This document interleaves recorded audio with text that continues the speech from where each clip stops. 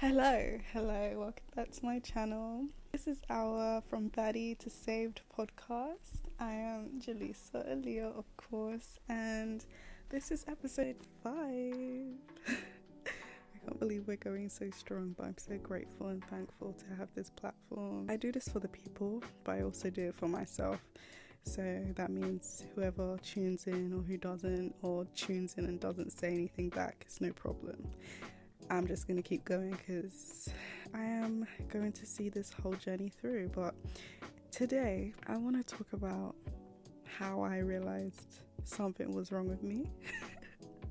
Because obviously my aim is to wake people up to habits they may have or things they are currently doing that they do not know is classed as the baddie stuff. So we're going to talk about how I realized something was wrong with me, the consequences of that, as in if anything happened because of that, I'm going to address that too. How did I know something was wrong with me, like as in my identity, my real identity, my God-given identity had changed? Well, I've kind of addressed it a little bit with like the need to be perfect all the time, the need to have a wig on, the need to have my face beat all the time, the need to overly dress myself no matter the occasion, as if like I'm always under the spotlight. Every single place I go, it was like I'm on show and I have to be put to the teeth. So it just felt like I'm constantly selling myself at the highest of highest bids. I don't know if that even makes sense, but yeah, it's like I'm auctioning myself. That's how I would get ready. If you wasn't attracted immediately just by my beautiful face, you would have to be attracted by the way I carried myself or the way that my body was presented. So it was always, alluring people. Every part of me was alluring you in. So that meant that if you saw me from behind, you'd see something and be lured in. If you saw me from the side, you'd still see something and be lured in, because you'll see, the shape of the body, everything. And if you saw me face on, you would just be drawn to my presence, just how I carried myself with such love, but it was the wrong kind of love. It was the dark energy love. So yeah, how did I know? How did I really know something was wrong with me? Was when I met someone that I was very sorry, I always get these feelings to cry because I'm not telling a sad story. I'm really not, but there's so many emotions connected to these things. So when I go to tell it, it just makes me feel overwhelmed with emotion, because I'm speaking this story as somebody that overcame my possession, right? And when I have to talk about it, it just makes me sad that I was possessed in those moments when I should have been me. Do you know what I mean? If I was me, I could have really appreciated those moments. So anyway, let's just get into it. So I met someone really unexpectedly, and this person just brought out the most soft and sweet side of me that I didn't know I had lost in that time. Because like I said, everything about me was image. It was just after the things people made me do and put me through, I couldn't detach from it. I just couldn't detach from it. I just was always selling myself without even realizing that I'm selling myself, because I thought I was loving myself by doing that. So when I met this person now, and he was just so I don't even know the word, man. He was just so sweet to me. He was just somebody that really saw me from the beginning, and I was just how are you able to make me drop my mask and be me with you just like that? Off the bat, first time meeting, it was my character broke and I was speaking as I am. I was telling this person things I've never even spoken about with anybody in regards to my upbringing or my relationship with my dad, things like that we were talking about on our first date. Like, imagine that. Ain't that crazy? That's crazy to me. I mean, not even a man that I dated, like a real relationship, knows my relationship with my dad. If I was in relationships with people and they didn't even know that information, but then I meet one person and he just gets all of that out of me just like that, like, what? That is God's work. Whether you like it or not, that is God's work, and I love it. So anyway, not this cat again. Guys, I can't wait for the day that I have an actual studio to do this in, because this cat in the background stuff is really frustrating. Like, I cannot. I honestly cannot. Yeah, so I was able to talk about such personal things and just really talk from the heart for once with somebody, and it just felt so nice and it felt so amazing. And that's when I realized, like, I wasn't acting right. He made me realize, like, wow, I've got some work to do, basically, innit? Without, like, making me feel ashamed or anything like that.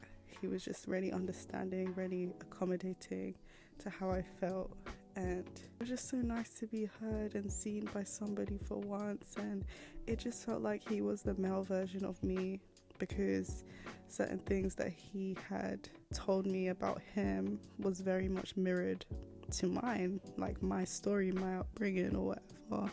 And I was just like, wow, I've never met someone be so, like, open and honest about their life just like that, with somebody that they don't have a relationship with, they don't have history with. You're just, like, presenting yourself so freely and free of judgment and all those things, and I appreciated it so much, because I feel like that is an aspect that people lack these days. Like, they're not real. When you meet someone, they just tell you, oh yeah, I drive this car, I have this house, I work this job, I earn this and that, and I have all these luxuries. Like, that's what they present themselves as, instead of being, like, real and telling me something real about you. Like, tell me something that has hurt you or something that you have learned from. Like, tell me something real instead of presenting all the luxuries that you've gained from your life. These days that does not even matter, because you don't even know how people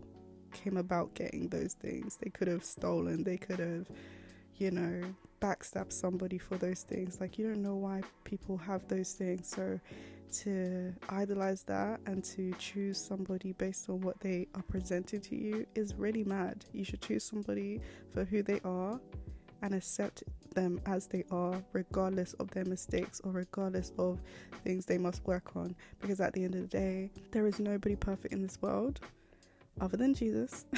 There's nobody perfect in this world, and it's a thing where you have to choose someone that you're willing to overcome things with, you're willing to work through things with, not somebody that is perfect or somebody that has to be perfect to be with you. So yeah, anyway, I just had such a beautiful moment with him, and I was just able to be honest with him. I was able to talk to him about my worries, my hurts, my past, all those things that have just, like, changed me. And I remember being very aware that I had changed, and, like, it really stemmed from the fact that he made me feel normal again. And I was just like, I think I even said to him, I was like, wow, like, there's so many things that I'm being now that I wasn't before. And he was trying to understand it, and I didn't understand it. I just know I said it right. I was like, damn, what did I just say? But it was real. Like, I had to sit there and be like, hold on, I used to be so carefree, I used to be such a good spirit, and now it's like I'm in a cage and trying to fit into this mask that this person or people, spirits, have given me. And it was insane. Honestly, it was insane. And it took for this beautiful being to speak that into me, and I was just like, wow, man, damn, I miss me. Literally, I was like, I miss me. But even with his words and with all the great blessings in the form of wisdom he was giving me, I couldn't receive it because I wasn't willing to take my mask off. I wasn't willing to let go of the lifestyle I knew. I wasn't willing to drop the act. I just wanted to be myself, and he made me want to be myself, but I didn't know how to. I didn't know how to be myself and stay that way. I could only be myself in short periods of time and then go back to that possessed version that is just about seducing. So I feel like, in my relationship with him, I kind of set the tone to something seductive because that's what I was operating from in my life. And even though it was very clear that he wasn't just about that, it just was like I didn't know how to stop, guys. I didn't know how to stop, and in turn I was ruining the quality of my relationship because I kept being that person. I kept doing that, and he used to joke with me and say, oh, can't wait to what's that thing that people wear that are modest? I don't know, it's like a big long dress basically, and he was like, I can't wait to get you one of those. And I used to just look at him like, why would you say that? And obviously it's because of how I was presenting myself. Obviously he accepted me for who I am, or who I was back then, and obviously even though he accepted me, he wanted better for me. He wanted me to not be that way, of course, but he would not tell me that outright, just so that he could be respectful and not hurt my feelings. But yeah, those little things he used to say, I used to be like, am I looking crazy? Probably, but nobody said it because, like I said, the image that I was in was accepted by the world, right? And that meant that I was blind to how shocking it can be for those people that do not present themselves like that. So yeah, secondly, another way that I realized something was wrong was when I was working as a teacher. I was assisting the main class teachers by doing one-to-one work with special needs children, and I was still in the Baddie aesthetics, and I was wearing tight clothing to the school, and I don't know what was in my brain. I don't know what was in my brain, but I would wear something that would cover it, but obviously if it got hot, I would take whatever I had on to cover my body off, and then I would be walking around just in a two-piece gym outfit. The reason why I didn't think it was an odd thing to wear to that place was because often the TAs would be in sportswear and they looked like PE coaches. That's how they would look, and there would be women that do that too and look that way, but they just didn't have the amount of butt that I did, and they didn't have my physique, let's say, so it wasn't seen as something that's seductive. So that's what I couldn't detach from, because I was like, she wears leggings, I can see her thong literally, but nobody said something about her. But when it was me, it felt like if I walked in the staff room, everyone was silent, and I was just like, what's going on here? Yes, I did promote certain things, but I wasn't self-absorbed. That's the difference. That's why I say that I wasn't truly a baddie. I was just in the image of one, but I wasn't truly one, because I wasn't self-absorbed. I wasn't out here like everyone must look at me. It wasn't like that. I never ever thought like that. I never walked past people and said, yeah, you gonna look at me. It wasn't like that. It was just more like, if you do look at me, you're gonna see something you like. But it wasn't like, you must look at me and I want you to approach me. That is the complete opposite of me. I never want to be approached by people. I still don't. I don't like it. It makes me uncomfortable. And I don't enjoy strangers' presence. I don't enjoy that. So it was a mess to be in that image, but not be of that mindset. So when people would look at you in that image, they would think, okay, she's doing all that for attention and blah blah blah. And that's why I say that people went silent when I would walk past, because it was like they didn't know what to say, because my image was a lot for them. And they probably thought that's what I wanted, but I didn't. So it took a long time for me to realize that I couldn't dress like that and I wasn't supposed to dress like that. The weird thing is, the only day that somebody pointed something out to me was a day that I wore these denim jeans and like a cropped denim jacket, but I also had a top underneath. But if I put my arm up or raise my arm, the top would slide up and you would see my stomach, right? So if I had to reach something, you would see my stomach. But initially, like when I'm just sitting, when I'm just standing, walking around, you cannot see my tummy. And that day stood out particularly because I was pulled to the side about my attire, and the lady told me that if she sent her child to the school and she was presented with a teacher in my attire, she wouldn't be happy. And I was thinking, I'm in jeans, a top and a denim jacket over it. Like, I don't have boobs on display, I don't have anything on display. It's just that the jeans were figure hugging and the top would rise up sometimes, but that is it. But when I was in the gym wear that you should be complaining about, I never got a complaint. And I didn't understand that. I still don't understand that to this day. But I remember her giving me that warning to be like, you need to kind of like change how you dress. So I did. I would wear leggings but not wear the tight matching top to it. And for a while it was okay, but then I ended up losing my job, and I kind of sat and I thought, wow, did I lose my job because of how I dressed?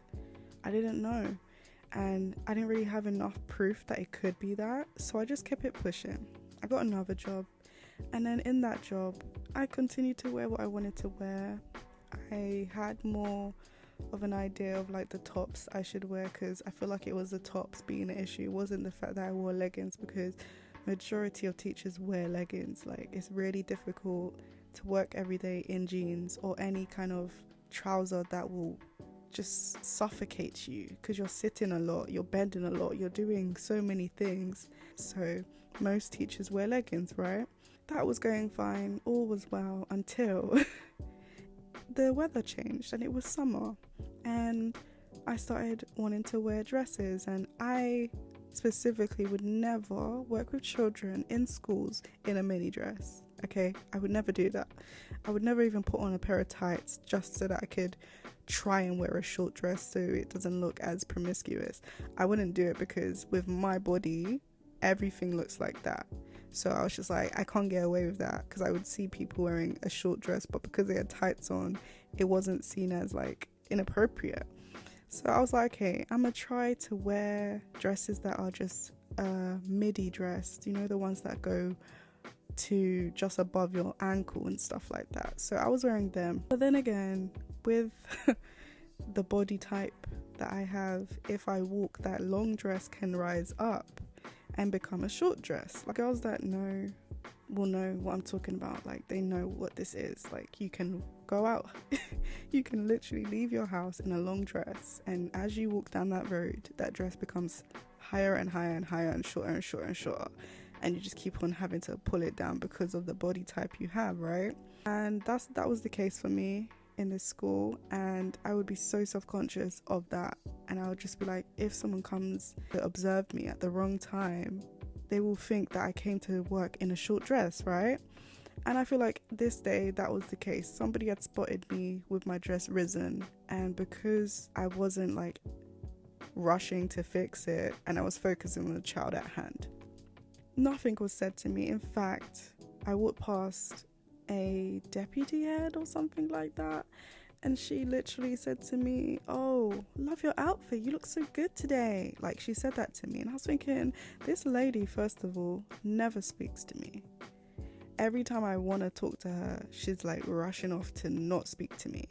So it was weird that day that I was mostly self-conscious about my fit, she comes and tells me that I'm dressed good. So I was like, okay, cool, no problem. Then it's like half an hour to the end of my shift, and I am told by a woman that's below that lady, she does like the financial stuff and pays you. She was like, oh, did that same woman speak to me already? And I was like, speak to me about what? She was like, oh, okay then. Like, she didn't bother answer a question. She was just like, oh, okay then, well, you'll need to pick up the staff handbook before leaving. And I was thinking, staff handbook, what's in a staff handbook? And that usually is the rules and regulations of the workplace, right? Which includes how to treat others, behavior, whistleblowing duties and things like that. And then alongside that is sickness policies and the attire you should wear to work. And I was thinking, I'm very much aware of every other thing in this book, so the only thing you would want me to look at is probably how to dress. So I was like, okay, I've taken note that you didn't like my outfit, but you masked it by telling me you did. And then you've gone and gossiped to another staff member about me so that they can carry the burden of having to deliver that message for you. And from there, I was like, okay, something's clearly wrong with my image, right? And I just I couldn't understand that when I looked at myself, I couldn't see nothing wrong. Like, all I saw was that my figure was more than others, hence why I was being targeted. But I didn't see myself as doing up baddie vibes at my workplace. Like, I was very respectful, and I even got my team members to tell me, like, do you think something's wrong with how I'm looking? Like, do you think I'm dressing inappropriately? Like, let me know, please be honest with me. I did not have a team that would lie, so they never said anything wrong. They said, nothing's wrong with how you're dressing. But I said, do you think it's because my figure is more out there than everybody else? Do you just think that's why I'm being told that? And they was like, possibly, can't lie, like, possibly. And I was like, okay. So I took it on board and I thought about it some more. And one day I walked through the school dinner hall, and sometimes you have to do like lunch duties and you have to monitor the children that are known to not eat food. And I was standing there, and there's quite a few children that really love me in that school. One day I was called to a table and the girls were like, "Miss, can we ask you something?" And I was like, okay, answer me. They was like, "Miss, are you a baddie?" I was like, guys, I don't think you understand how upset I was. Like, my heart fell, and I was so upset that these children, I think she was in like year 5 or year 6, and I was so upset that they looked at me and saw that. So imagine, I'm already coming from a place where I lost my job and feeling like, oh, it's because I presented myself in the wrong way. Then I've tried to fix it, and then the seasons change, and I'm trying to wear something that's acceptable and then still not being accepted. And then I'm having children, like the ones that do not lie, tell me that I am presenting as a baddie. And I was just like, damn, like. And bear in mind, this is when I was trying to do new things in life. I wasn't trying to be in that image anymore. I wasn't trying to do that anymore, but I couldn't detach because I hadn't found God. Do you understand? I hadn't found God. I hadn't found my faith back. So I couldn't detach. Like, I couldn't kill that side of me. I couldn't kill that flesh that was promoting that. So no matter how much I tried to be the real me, it was still presenting as the fake identity. So I don't blame any of these children. I don't blame any of the staff members. I don't blame anybody for speaking like that against me or thinking that way towards me. I don't feel any type of way about that. I'm actually grateful that they did, because if anything, it helped me on my journey to get here. It helped me on my journey to realize, okay, enough is enough. Do you know what I mean? So yeah, after that child told me that, I was so upset, and I just said, don't say that. And I walked away. But I just kept thinking and thinking. I was like, damn. So everything I wore from that moment forward, I was just feeling like, is this giving too much? Is this too much? Like, I even went on a whole shopping spree to get new clothes, because I was just like, something is not right here. Like, I don't want to look that way to these people, and I don't want to lose my job again. That's how I felt, innit? And I would just spend so much of my lunchtime in the staff room looking at everyone else's attire and trying to write down notes of what I should and shouldn't wear, because I was like, if they wear that, I must be able to wear that too. Or I was just trying to find a way around it, and it was really hard. It was really hard to try and fix something I couldn't fix because it was rooted within me, because I was literally under a spell, mate. Like, that's literally what it was. So I say all this to say that it's really hard to correct your wrongs when you're still doing wrong. Do you understand? So if anyone is out there and they're trying their best to like detach from your sins, just pray. Just give yourself to the Lord. Ask for forgiveness and ask for him to cut all those covenants, those evil covenants that you have made with those people, to renew your soul, renew your whole heart and mind. Like, ask God to fix you, because without all of that, you cannot do it alone. You cannot fix it alone. Even a loved one that wants to save you cannot save you, because it has to come from within you too. Like, God has to really do his work on you. He will try and do his work on you through people, through what people tell you. And, you know, I'm so sorry to those people that I didn't listen to. I'm so sorry that I wasn't able to hear your words because I wasn't ready to hear it. Do you understand? Like, that's what I've understood as well in my Bible, in my faith. Like, you cannot help somebody that isn't ready to listen.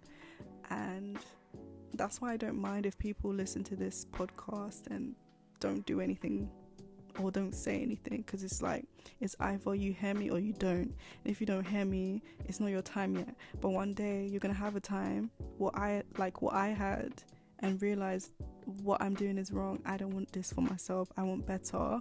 And then you'll come back to this and listen to me, and you'll hear what I said to you finally. So it all has a purpose. It's all okay. It's all a journey. And no matter where you're at, don't place judgment on anybody. Don't judge people for not being great. Just take note and realize and be like, okay, you're presenting like that and your heart says something else. So they're on a journey to have their image match their heart. And you're just going to have to give them time, whether it's your loved one, whether it's your best friend, someone you work with. It could be anybody. Like, just give them time and pray for them, pray for their change, pray for God to do his work within them as he has done with you. And it will happen in due time, like only in God's timing, you know, only in God's timing. Because like I said, I was out here finding someone that really clicked with me, and I couldn't click with him how I wanted to because I wasn't the real me. And it's like, if I met him today as who I am today, we would click, like we really would, like everything will be amazing. But I had to learn and unlearn and grow and cry and break and get rid of those ways in order for me to be here today to help you. Do you understand? So, you know, that's my little story of when I realized that it was wrong with me. But yeah, I have a lot more on that topic, but that's all I'm going to share for today. So thank you so much for listening to episode 5. If you would like to share your story, please email me your story. The email will be on the screen.